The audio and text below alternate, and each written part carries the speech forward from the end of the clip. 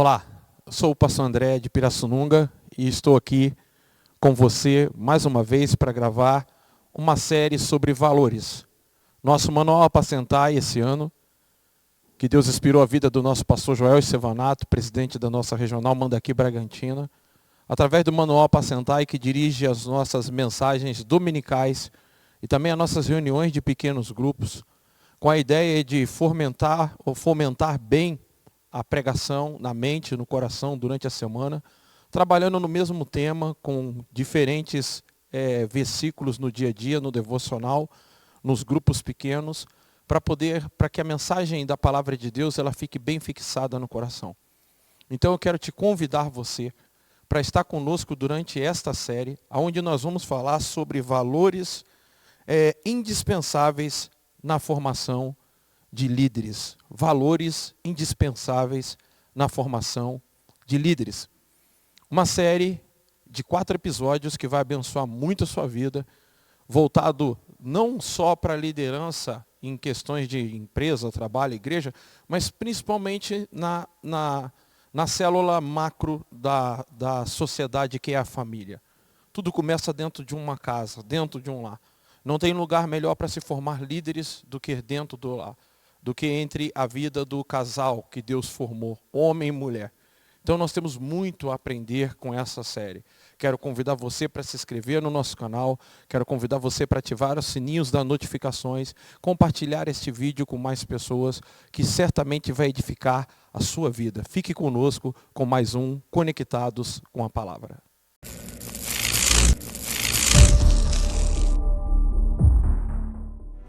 Se você já pensou em desistir, tenha fé e não pare de sorrir. Você vai ver, o inimigo não vai entender que o crente, até mesmo chorando, ele canta porque tem onde chorar, aleluia. Se chorar, chora-nos. Temos Jesus, tem Jesus como seu consolador. Teu sofrer uma noite até pode durar, mas o crente sabe que a vitória vem pela manhã. Então cante assim: vou seguir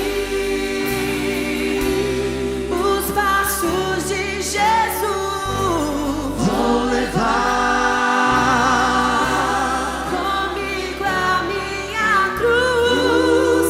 Se espinhos ferem os meus pés, eu vou descansar nos braços de Jesus. Aleluia. Quantos podem glorificar ao Senhor por isso?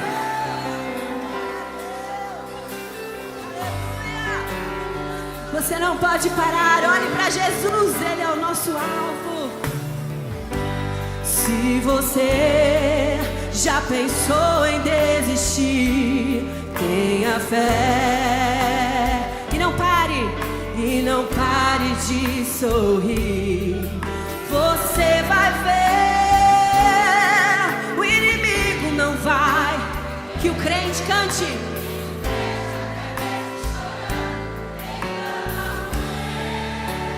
De cantar, não pare de adorar. Se chorar, tem Jesus, Ele é o melhor consolador. Teu sofrer uma noite até pode durar, mas o crente sabe que a vitória vem pela manhã. Vou seguir, eu vou seguir os passos do meu mestre, do Jesus amado. Vou levar comigo a minha cruz. Se espinhos ferem os meus pés, eu vou descansar nos braços. O que você vai fazer? Vou seguir. Vou seguir. Aleluia. Nos passos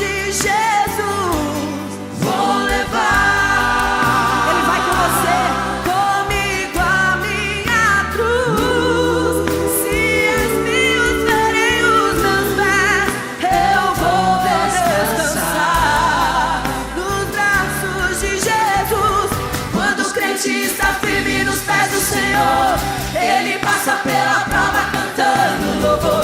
O inimigo se levanta, mas tem que cair. O crente não deixa a cruz, mas leva até o fim. Se cair 1000 ao seu lado, ele não cede não. Sempre está protegido por um batalhão. Deus dá ordem aos seus anjos para proteger. Bem guardado, desse jeito desistir, porque vou seguir os passos de Jesus. Vou levar comigo a minha cruz. Se espinhos ferem os meus pés, eu vou descansar. Descansa nele. Quando o crente está firme nos pés do Senhor.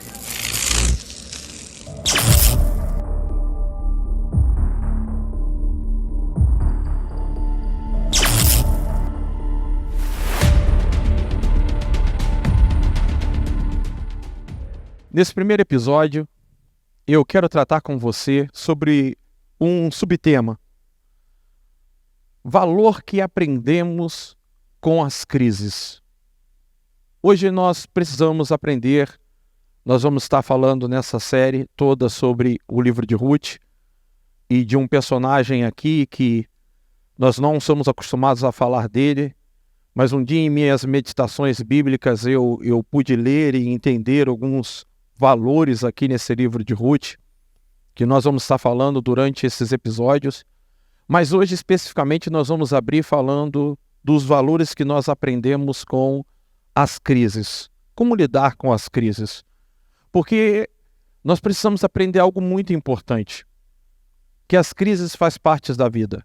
Assim como a terra possui as suas estações, primavera, outono, inverno e verão, a vida também ela é feita de fases. E algumas fases das nossas vidas é lidando com crises, seja na família, no relacionamento, no trabalho, em várias áreas das nossas vidas.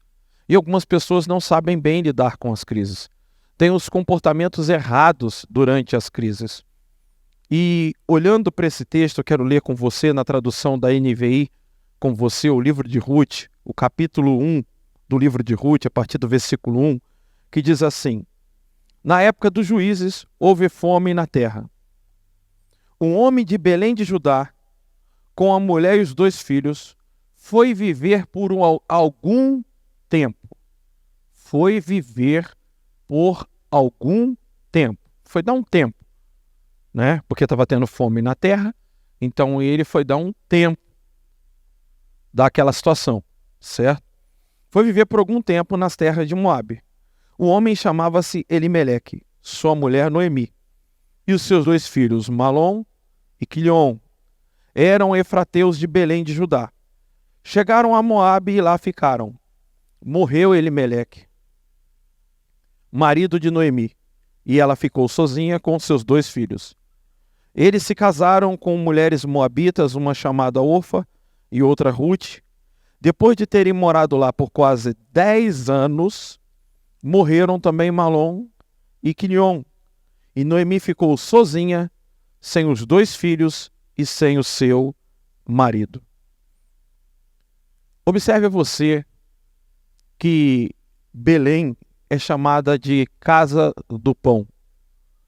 E por ironia do destino, falta pão na casa do pão. O lugar é chamado casa de pão, mas falta pão na casa do pão. Às vezes a gente passa na vida por algumas coisas que nos parecem contraditórias. Vivemos agora no nosso país mesmo uma grande procura de interesses de brasileiros para mudar para Portugal, para sair do país, devido à situação que muitos, que nem se instalou ainda, mas só de se falar que se pode instalar uma crise, já há uma migração de pessoas para outros países, buscando outros lugares, só na perspectiva das coisas piorarem de vir uma crise. E nós temos que aprender alguns princípios importantes aqui com Elimeleque e para princípio de liderança, porque a primeira coisa que você vai perceber nesse texto é que a Bíblia diz que houve fome naquela terra. Houve fome naquela terra. Mas o que me chama a atenção no texto é que mais tarde Noemi vai saber que Deus está abençoando o seu povo e ela vai retornar. E que também eles saíram dali não de forma fixa, saíram para dar um tempo, para que a situação melhorasse, para eles retornar. Mas ficou um povo lá. Um povo permaneceu lá. O povo não mudou. O povo se fixou, aguentou a crise, aguentou a situação, aguentou a dificuldade, comeu com o que tinha, viveu com o que vivia naquela terra que era a casa do pão. E muitas das vezes nós precisamos aprender que, embora há várias promessas de Deus na nossa vida, que a igreja é a casa de Deus, onde Deus fala conosco, todos, tanto o trabalho onde a gente estamos, a família, a igreja, não está todo o tempo correndo bem. O próprio apóstolo Paulo, ele vira para a igreja de Coríntios e ele vai dizer o seguinte: olha, o orgulho de vocês não é bom, porque aquela igreja se orgulhava de ter pregadores como Paulo, Apolo, Pedro, de ter todos os dons espirituais, de estar crescendo, fluindo no trabalho. E Paulo vai dizer: esse tipo de orgulho de vocês não é bom. Por quê? Porque vocês estão suportando no meio de vocês abominação que nem mesmo no meio dos gentios se ouve, porque tem um cara aí que tomou a mulher do pai dele. E a igreja, para não gerar confronto e crise, para não criar um ambiente de desconforto onde tudo parecia bem, deixou rolar as coisas. E Paulo está dizendo que esse tipo de orgulho não é bom. Observe você que crises são necessárias. Muitas das vezes elas precisam ser geradas. Elas precisam ser geradas. Elas são necessárias e muitas das vezes elas acontecem como está acontecendo aqui. Por questões governamentais, por questões ambientais, por catástrofes como furacões, tempestades que passam em alguns lugares, por questões de seca, por questões climáticas. Crises elas vêm, a gente não sabe de que forma, mas elas acontecem. Agora, não são as crises, é como nos comportamos em meio às crises.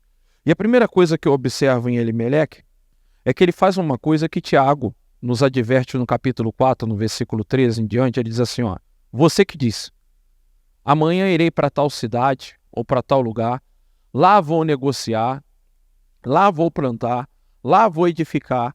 Ele diz, olha, vocês não sabem o que é a vida de vocês. A vida de vocês é como uma erva que aparece hoje e amanhã se desfaz.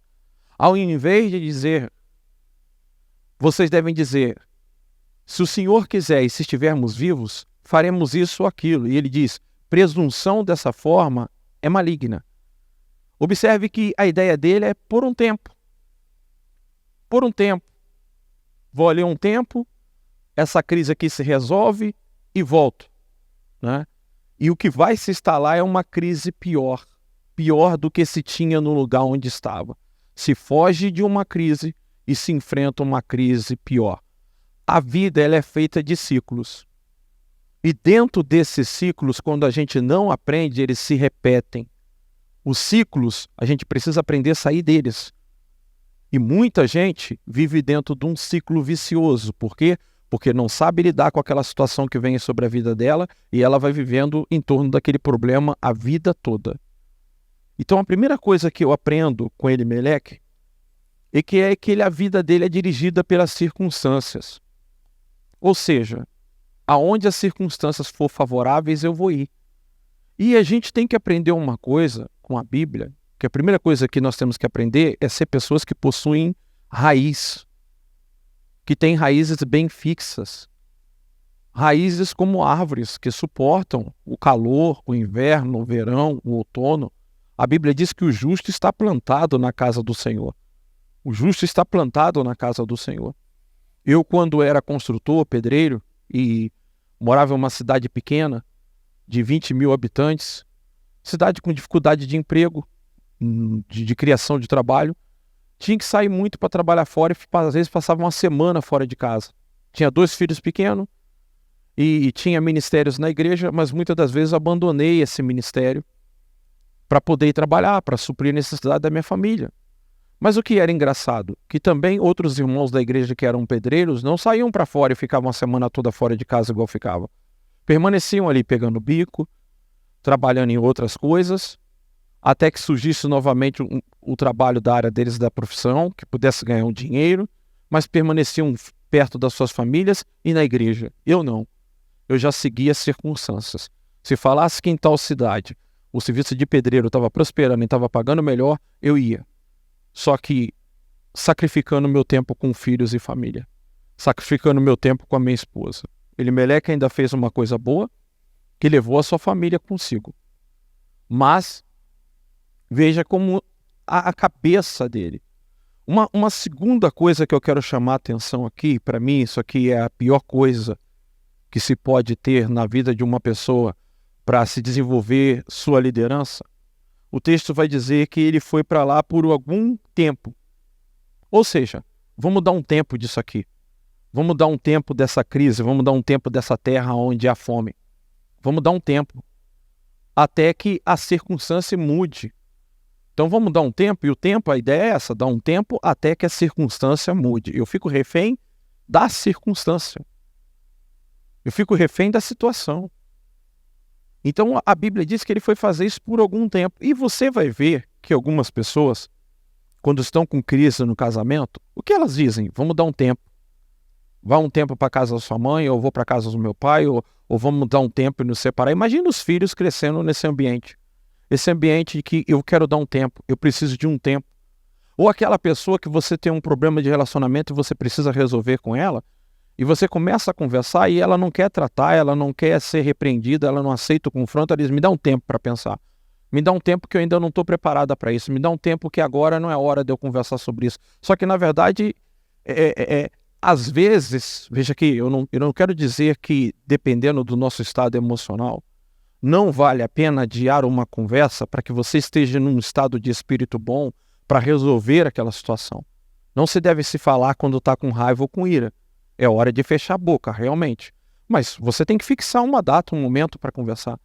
Não é dizer para a pessoa me dar um tempo e ficar enrolando, que é o que acontece muitas das vezes, e nunca chega o momento de se tratar o que se tratou. E às vezes passa a vida sem se tratar e se resolver. Aquilo fica lá dentro, ou aquele ambiente fica criado sem ter sido tratado. Então nós vemos na vida de Elimeleque que ele é aquele tipo de líder que ele dá tempo. É aquele casal que quando vem a crise, vamos dar um tempo? Vamos dar um tempo? Vamos nos afastar por um tempo?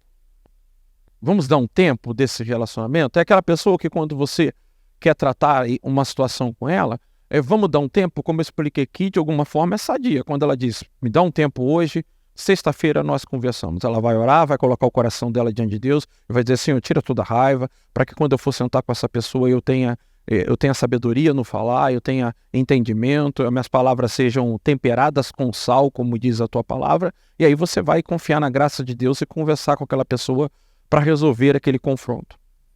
Mas essa ideia de dar tempo, tudo dá tempo, deixa eu dar tempo, porque o tempo aqui é interessante, que o tempo aqui é o tempo até que as circunstâncias voltassem a ser favoráveis, até que voltasse a ter pão na casa do pão.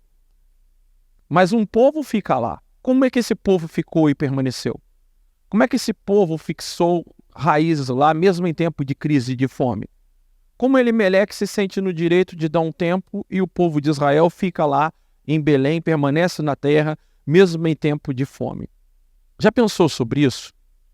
Então nós olhamos que este comportamento de se dar um tempo das circunstâncias e das crises vai gerar um problema pior ainda. Porque se foge de uma crise, interessante, né? Vamos mudar daqui para a gente não morrer de fome. Então mudaram para Moabe para não morrer de fome. E morreram de outra coisa lá. Morreram de outra situação. Tem gente que vive temendo coisas na vida dele que nunca vai acontecer. E a morte vai chegar por um caminho que ele nunca esperava. Foge para não morrer de fome. E o interessante é que quando você vai ler o livro de Ruth, Noemi ela vai falar assim, olha, quando nós saímos daqui, saímos de mão cheia, mas eu voltei de mão vazias. Como eles saíram de mão cheia se a terra tinha fome? O que eles levaram com eles? O que ela está falando é que ela tinha marido, ela tinha filhos quando foi para Moabe. Agora ela retorna sem maridos e sem filhos. Os Salmos, de número 127, se eu não me engano, ele disse, o Senhor não guardar a casa, em vão trabalham aqueles que vigiam. Se ele não for construtor, em vão trabalhos que constrói. Inútil vos será levantar cedo, repousar tarde, comer o pão que penosamente granjeastes. Aos seus amados ele concede ao sono. E vai dizer ali que os filhos é a herança do Senhor. Os filhos são a herança do Senhor. Então, Noemi, quando ela volta, ela diz assim: eu fui de mão cheia, mas agora eu volto de mão vazias. Ela volta com as suas 2 noras, tinha comida na sua terra novamente, mas ela perde valores irrecuperáveis, que é a família, que é os filhos, que é o marido. E naquela cultura de Israel, uma pessoa ser viúva, porque se você observar o texto daqui para frente, você vai ver o desenrolar, se ela não tivesse um resgatador, ela perdia a própria moradia, a casa. Uma viúva, ela não tinha direito de ficar com casa. Se ela não tivesse um filho que assumisse a casa, porque quando o pai morria, quem assumia era o filho primogênito na cultura de Israel, tinha que ter um primo, um parente próximo, para ser o resgatador, para assumir a família, para dar continuidade. Não era comum nem o nome de mulher aparecer em genealogia. Muitos pais judeus tinham como maldição ter uma filha mulher e não ter um filho homem para cuidar da casa, para assumir a família na sua ausência. Era primordial ter filhos naquela cultura. E nós vamos ver que Noemi, ela entende que ela perde valores. Ela diz: eu fui com a mão cheia, eu tinha filhos e eu tinha esposa, e eu voltei de mão vazias. Muitas pessoas, por seguirem as circunstâncias, sacrificam as famílias. Por andarem atrás das circunstâncias, eu falo com você que vira e mexe eu vejo pessoas abandonando a igreja, ministério, até por um bem necessário. A gente tem que aprender que quando Jesus ele cita Mateus capítulo 6, ele fala da urgência e da prioridade. Urgência é comer, urgência é se vestir, urgência é o sustento de cada dia. Mas ele diz que a urgência não deve ser prioridade na nossa vida. Ele fala que prioridade deve ser o reino de Deus. E com o tempo, por viver como Elimeleque, ausente da casa, dos filhos, indo atrás de onde tinha emprego de obra, me ausentando daquela parte melhor da infância dos meus filhos, nem vendo eles crescerem. Trazia dinheiro para casa? Trazia. Trazia recurso para casa? Trazia. Mas perdi a melhor fase. Até que um dia eu peguei a foto deles, olhei para eles tão pequenininho e chorei no sofá dizendo: nem vi os meus filhos crescerem. Nem vi eles crescerem. E eu daria tudo, todos os valores do mundo, para ter voltado no começo e ter feito tudo diferente. Ganhado menos, ter ficado como aqueles irmãos ficaram, naquele lugar difícil, uma cidade do interior de Rio de Janeiro, que realmente é muito difícil para emprego, mas permanecido ali vivendo de bicos, fazendo coisas que me mantessem perto da minha família, perto dos meus filhos. Ganhei dinheiro? Ganhei. Mudando, indo atrás das circunstâncias? Ganhei recursos? Ganhei. Mas imagina, alguém agora muda para Portugal, para atrás de uma vida melhor, mas enquanto está lá, o seu pai e sua mãe que aqui estão morrem.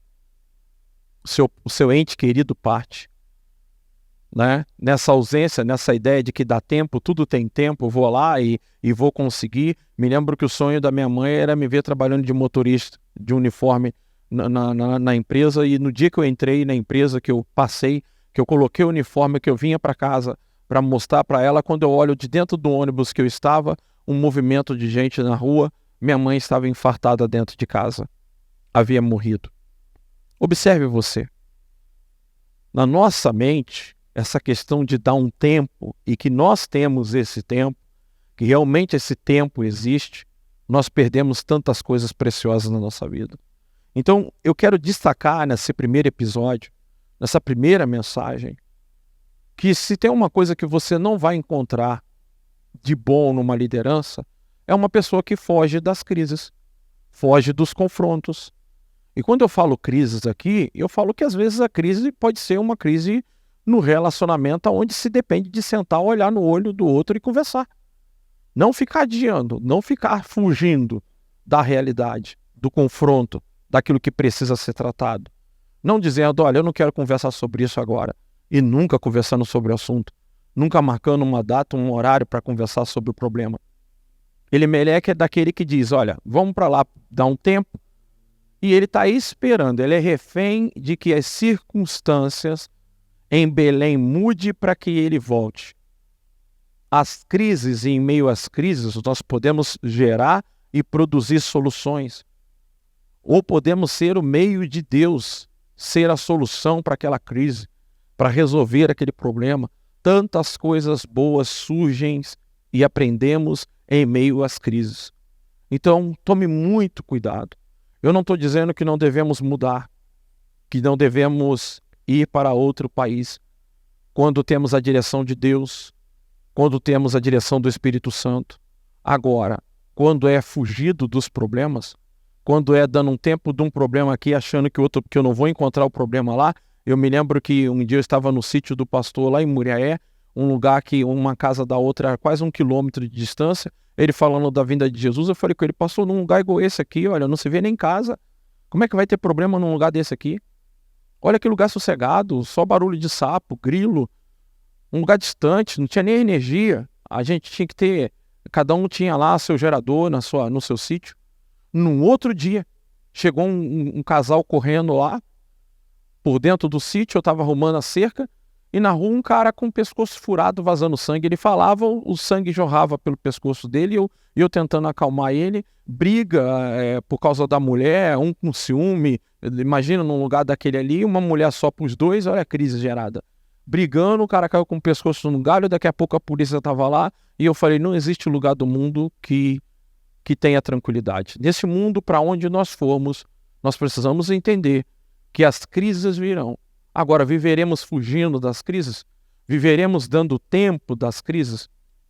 Ou vamos aprender que crise faz parte de uma fase da nossa vida, onde nós temos que aprender a crescer e lidar com elas? Fugir de crise não é bom. Viver com essa mentalidade de tudo eu vou dar um tempo. Eu vou dar um tempo, se a empresa está ruim, eu vou dar um tempo. Nós vamos falar aqui, por exemplo, de valores que nós aprendemos com a lealdade, de ser uma pessoa leal, valores que nós aprendemos na construção de uma reputação, que tudo vem nesse episódio para acrescentar na tua vida. É claro que não dá para esgotar o assunto de liderança nesse assunto, mas o que vai ser aprendido aqui vai acrescentar a sua vida, vai acrescentar valores à sua vida. Então eu quero, nesse primeiro episódio, fazer uma oração por você. Uma oração para você que tem dificuldades de ter confrontos no relacionamento, de tratar situações, você que foge, que tem esse costume de querer fugir de clima, de não gerar confronto, você que é aquela pessoa que sempre fica esperando as coisas se tornarem favoráveis para poder se animar, para tomar uma atitude de fé, para dar um passo na sua vida, fica esperando as coisas ser favoráveis, como ele foi dar um tempo, mas um tempo de quê? O tempo em que as coisas lá mudassem. Então ele foi refém de esperar que as coisas... E a Bíblia vai dizer que se passaram 10 anos. 10 anos. Imagine, um tempo. 10 anos se passaram. Onde morreu não só ele, mas morreu também os 2 filhos. E aí Noemi vai ficar sabendo mais tarde que na casa do pão tem pão novamente. Então quero orar pela tua vida nesse primeiro episódio e dizer para você, não fuja das crises. Não fique dando tempo de confronto e de problemas. Se não está pronto para falar, ore sim, espere, acalme o coração, mas marque um momento. Não deixe de marcar, não deixe de tratar problemas na sua vida. E entenda, as crises fazem parte da vida. E no meio delas, Deus está conosco para nos ajudar a superar. Lembre-se que igreja sempre será o lugar onde Deus se manifesta. Ele fala, a casa do pão sempre será a casa do pão, ainda que falte pão. Meu Deus, minha oração neste momento em nome de Jesus é para essa pessoa que tem dificuldades, que deixa a sua vida ser dirigida pelas circunstâncias. Essa pessoa que ela não consegue conversar, não consegue tratar as circunstâncias. Essa pessoa que toda vez que vai tratar um problema, ela já começa a balançar a cabeça, levanta, fica inquieta e diz, eu não quero falar sobre isso agora. Mas também não marca um momento para falar, está sempre fugindo do confronto. Essa pessoa, esse casal que às vezes quando discute, sempre a palavra que vem é vamos dar um tempo diante dos filhos. Vamos dar um tempo, precisamos dar um tempo. Essa pessoa que passa insegurança, que é insegura em si mesmo. Tua palavra diz que uma pessoa de ânimo dobre, ela é como alguém que está sendo levada pelas ondas e tal pessoa não vai receber nada do Senhor. Que a partir daqui o Senhor possa implantar esses valores nessa pessoa. Valor de uma pessoa que enfrenta, de uma pessoa que tem coragem, de uma pessoa, Senhor, que tem raízes, que é bem estabelecida e que sabe tratar as coisas. No nome de Jesus é o que eu te peço, nesse primeiro episódio dessa série, para a vida dessa pessoa. No nome de Jesus. Amém.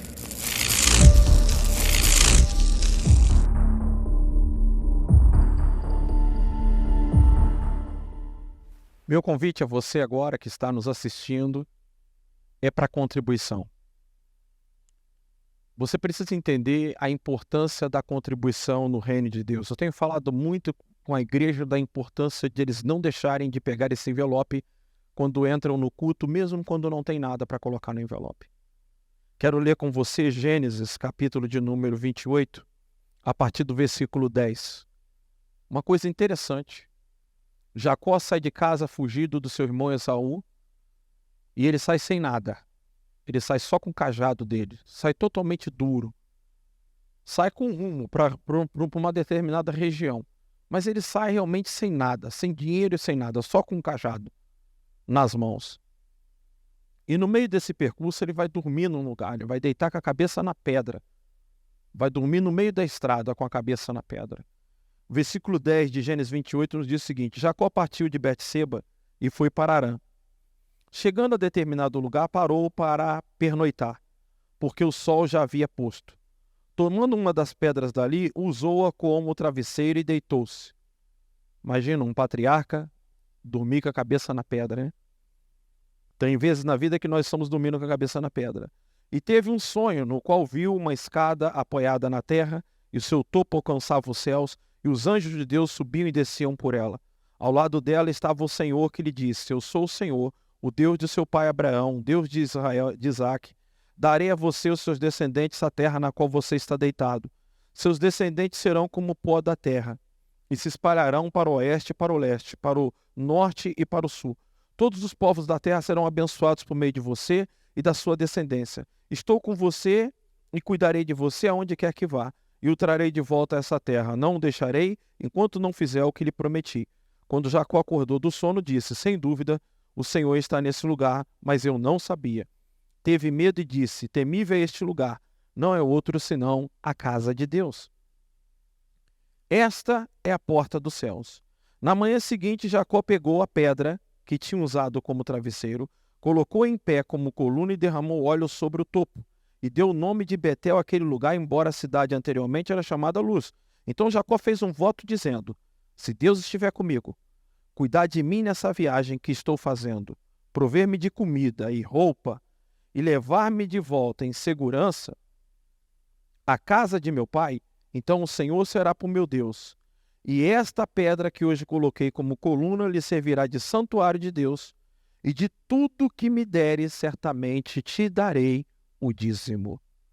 Veja que não havia lei que ordenasse dízimo. Nós não estamos aqui no tempo da lei ainda, Moisés ainda nem tinha escrito a lei. E Jacó, ele faz uma promessa. É interessante como o cara tinha ali no meio do lugar, dormindo com a cabeça na pedra, ele tem um sonho, nesse sonho vem uma palavra profética para a vida dele. O que está acontecendo ali é um ambiente de igreja, porque ele vai chamar de casa de Deus, porque é na casa de Deus que você recebe promessa.